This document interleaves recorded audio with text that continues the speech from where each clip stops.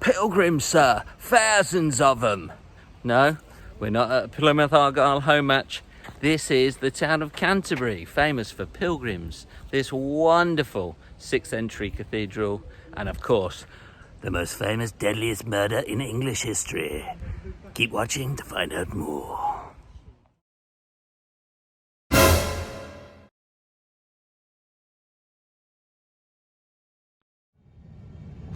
Now, Canterbury, this historic city located in the southeast of England, has a rich, diverse history dating back to ancient times.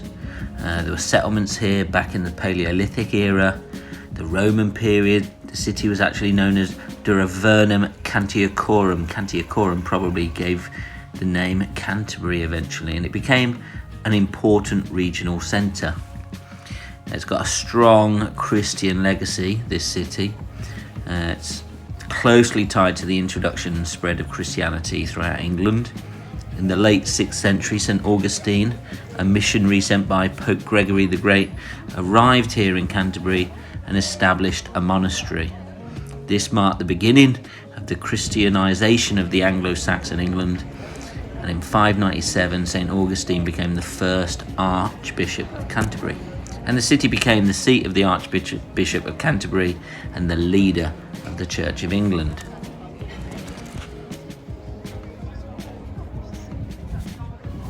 Now, the cathedral, the iconic landmark that we see before us today, probably started in around the 11th century and took several centuries to actually build, and had a blend of architectural styles including Romanesque and Gothic. The cathedral became a major pilgrimage site after the murder of Archbishop Thomas Becket, who we'll find out about in a short while. His martyrdom turned Canterbury into a place of religious pilgrimage, attracting visitors from all across Europe.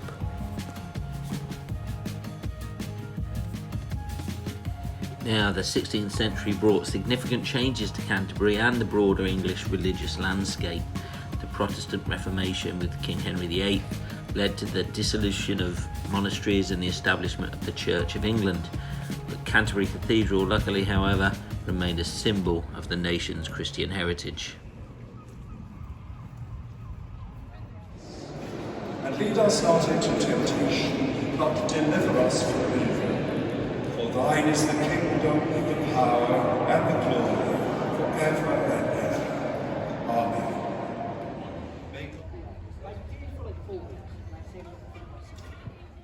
Now, I believe this is the King's School behind me, and it's reputedly the oldest school in the world, 6th century. And there is also a rumour that one of the teachers who started there in the 6th century is still working here today.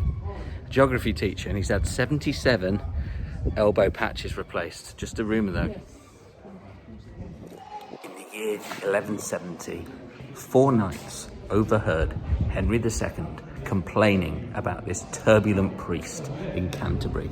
They heard him say, "Who will rid me of this turbulent priest?" Now, those 4 drunken knights took it upon themselves to come here to Canterbury with around 24 guards. They spoke to the Archbishop, Thomas à Becket, in his palace. Thomas then came into the cathedral, down through this cloister and in through this door. The knights followed him, leaving their swords right outside this door.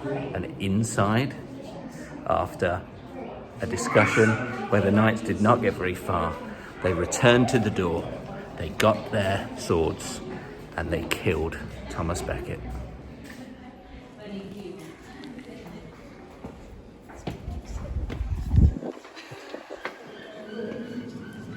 And this is the spot, just where these people are walking, where Thomas Becket was murdered by the 4 knights. Thomas was initially buried inside of the cathedral, but on the orders of Henry VIII, his tomb was destroyed in the early 1500s. A candle now burns on the spot where Thomas was buried.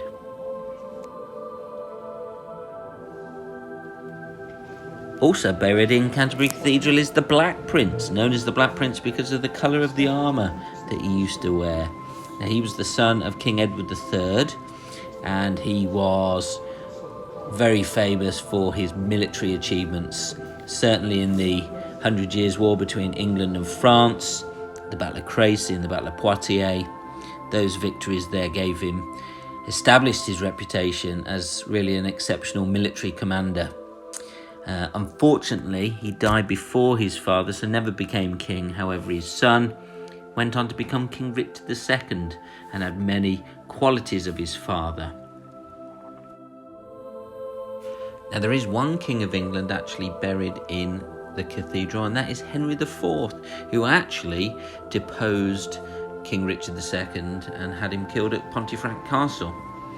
He probably is most famous for signing the Act of Succession in 1406, which basically declared the order of succession to the English throne. And this act aimed to ensure the stability and continuity of the monarchy by clarifying the line of succession. He had to overcome numerous challenges to his rule, lots of rebellions, plots to restore the deposed Richard II in his early days. Of course, the 100 Years' War was still going on. It didn't quite achieve the military successes of his son Henry V, but he did consolidate English control over territories in France and negotiated many peace treaties. He's buried in the cathedral alongside his wife, Joan of Navarre.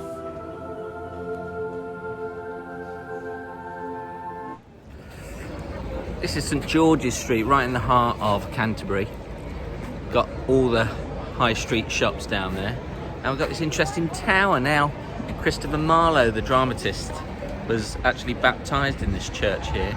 All that remains is this tower because, yet again, 1942, the Germans dropped bombs around and destroyed everything apart from this tower. And interestingly enough, the only thing that remains is the tower, but behind it is the German kebab shop.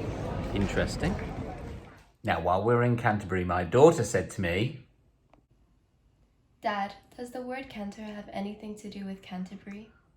And I said, do you know what? It does. It's actually short for Canterbury Pace or Canterbury Gallop, from the supposed easy pace that medieval pilgrims to Canterbury rode. There you go. Bet you didn't know that. Now, you might think this is the end of the video, but in the morning I awoke from a very strange dream. I dreamt that maybe, just maybe, the death of Thomas Becket in 1170 had influenced the Magna Carta signed by King John in 1215. They were only 35 years apart, and both involved the power struggle between the monarchy and the people in the church. So, let's find out. Let's start with the beef between King Henry and Thomas Becket. Now, Thomas originally worked for the Archbishop of Canterbury and actually became Archdeacon before being noticed by Henry and being given the role of Lord Chancellor. He showed himself to be very loyal to the crown and collected taxes and revenue for the king diligently. When the Archbishop of Canterbury died, Henry nominated his loyal Chancellor Thomas to be Archbishop.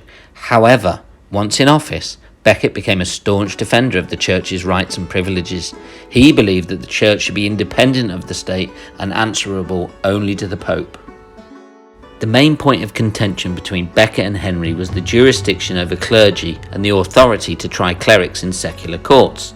Henry sought to assert the power of the crown by subjecting clerics accused of crimes to trial in royal courts, whereas Becket argued that only the ecclesiastical courts had the right to judge and punish members of the clergy.